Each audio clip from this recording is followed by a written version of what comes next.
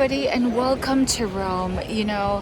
It's in Rome where you are going to find a lot of churches per square kilometer. So sometimes when you only have limited time, you kind of want to hit the ones that truly have a lot of history to them. For sure, they're quite holy places, but there's certain churches that actually have a really great backstory to them. Take a look at this one right behind me. This is called Basilica Di Santa Maria in Trastevere. So Trastevere is actually this area right here. You've got this beautiful fountain, and honestly, when you go to Rome, a lot of churches, right? But a church is really important when you see these guys over here. When there is security with an armored car and they've got major guns, you know that that church is pretty important. Exactly why. So this church over here, just imagine, we Christians, Catholics, whatever you like to call it, every time we go to church, we hear Mass, at least every Sundays or whatnot. So you've got to be thinking like, when did Mass actually start? Like, who started that tradition?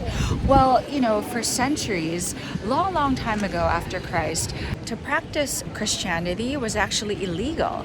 And that's why there's a lot of catacombs, like underground. They actually had to practice religion in secret because it was actually forbidden. But in 313 AD, this is supposedly the church where the very first Mass was held when Christianity was legalized. And I do have to say, I've been to a lot of churches, but I'm actually quite impressed that the church inside this one, the ceiling, it's just the ornate, it's I don't even want to say it's grand, but there is a certain like luminous that is just really exquisite, really exquisite. And then there's a room that you're actually going to enter at the very end of the church, right beside the altar, where it's a private prayer room, and there are two paintings on each side. And we believe that those paintings were actually a representation of the day that Christianity was legalized, because you can kind of see by the paintings that there are certain officials. It seemed like a very special day because the portrait wasn't anything of a saint or angels or Mother Mary or Jesus, but it looked like an actual event, right? In every church, as much as it is dedicated either to Mother Mary or a certain saint, there are certain saints, I guess, are regular favorites among people.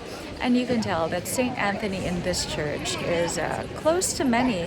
You can see by the candles, there were so many letters. Those are all the intentions that they have for St. Anthony, offering prayers, offering their petitions. And you're thinking, like, does St. Anthony read that? No, from what I know is the priests or the lay people who are here, they actually gather all of that and they do the personal prayers for you. I could be wrong about that, but that's what I know. So walking through inside the church, there's a lot of gold leaf, a lot of ornate detail. It was actually quite impressive. Like the ceiling, it's not enough to just look at the front at the altar, but it's the ceiling. And from every angle, to think the lights were closed, that's how glistening, to think how ancient this church is.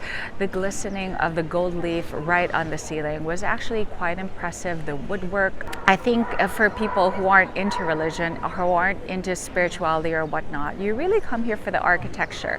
And that's what blew me away. It was just, honestly, it wasn't even because the first Mass was held here. It was really because take a look at it. It looks very simple. The outside it's okay.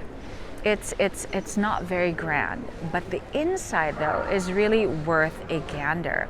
So whether you are coming here for prayer or you're coming here to praise the beautiful architecture or the history here in Rome, I highly recommend this church.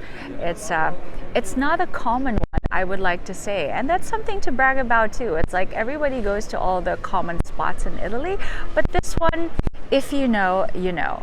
So from Italy, from Rome, from Basilica di Santa Maria in Trastevere, I'm Bianca Valerio. I've got a whole playlist of stuff that's not just in Rome, but all over Italy and around the world. Do check this out. And subscribe to my YouTube channel. I'm Bianca Valerio. Bye, everybody.